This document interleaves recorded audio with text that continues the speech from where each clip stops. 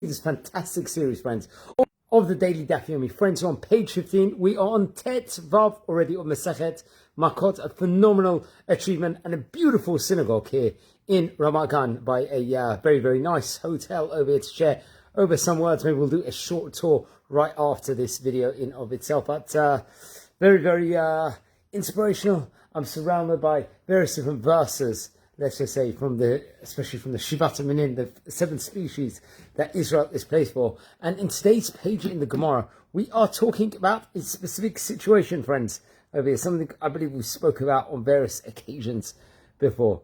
There's a question that's posed that when will the Torah punish an offender? Let's just say, God forbid they do, let's say, commit an avera, some specific transgressions, and when maybe not. What's the case scenario that we're talking about over here, friends, in today's things? So we know that we have learned, let's just say, that there are many biblical prohibitions that will lead to different types of punishment. Are they, let's just say, are there any for which there is no punishment at all? Is that possible? That's the first question. It should be noted that generally speaking, a person will only receive a punishment for actions that he did that are prohibited. That is, let's just say, hypothetically, someone to neglect to perform a positive commandment, in most cases, the Torah does not punish him at all. So in those specific cases, he would not receive punishment. He simply missed out on this opportunity to do a mitzvah, which is also, let's just say, a big major thing, which obviously is not ideal, let's just say. The Gemara on today's page of the Gemara mentions a number of situations where a person may commit, let's just say, a forbidden act, and yet the normal punishment of Malkut would not apply to Malkut, naturally being lashes. Let's just say one such case over here is a lav she'ein bo ma'aseh, a negative commandment that does not have an action attached to it.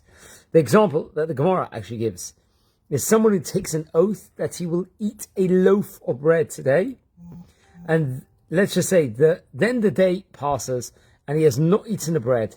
In this case, a great Rabbi Yochanan, explains that as a lav she'ein bo ma'aseh, there will be no punishment at all. So you can see, and that will be, let's say, more the classic example that the Gemara is giving. There's another situation the Gemara will give, that where there is no, let's say, punishment, is in a case of lav hanitak la'aseh.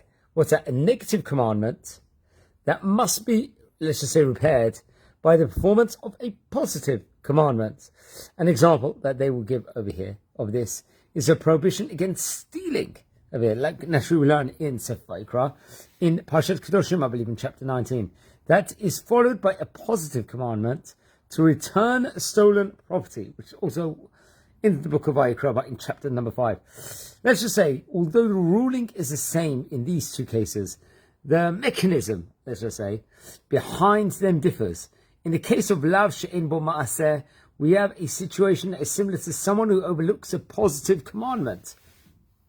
However, he has not done anything that is a punishable offense. On the other hand, in the case of lav hanitak la'aseh, the person did commit, let's say, a punishable crime over here.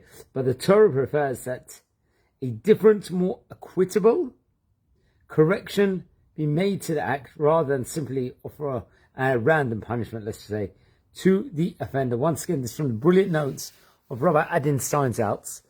He has Steinsaltz, I believe, the .org website, and obviously the current set of editions of Gemara. We'll just do a short mini tour over here of the synagogue over here. You can see the Pasukim, you've got a Rimon here, that's one of the 7 species of Israel. It's a beautiful glass. There's a Modim prayer, like Modim the Rabbanan, which is in the Shemon Esrei Chita, another one, the Shivat Minim, quoting from the book of Devarim, I think, Parshat Ekev. And also it's a Zayit, an olive, Kazayit over here. Actually quoting from Tehillim, the book of Psalms. And beautiful lights over here. Special Aron HaKodesh. We actually did a separate video on this. Beautiful pictures here. As well as some of the books over here. You can see that they take out the books of Vayikra, because we are in the middle of Vayikra at the moment. They've got different Sidurim of different liturgies also. We've got a nice bookshelf over here, some pictures. It's named after Michael Kivehazi. It's called actually the Ohel Shlomo Synagogue. Just some more Sepharim over here.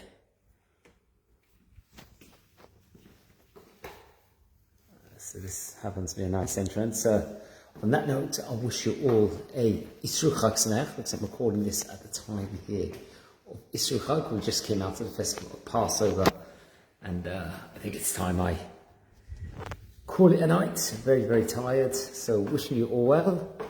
Take care. And Shavuot Tov, because we just came out of Shabbat, respectively, also. So wishing you all a great day and take care.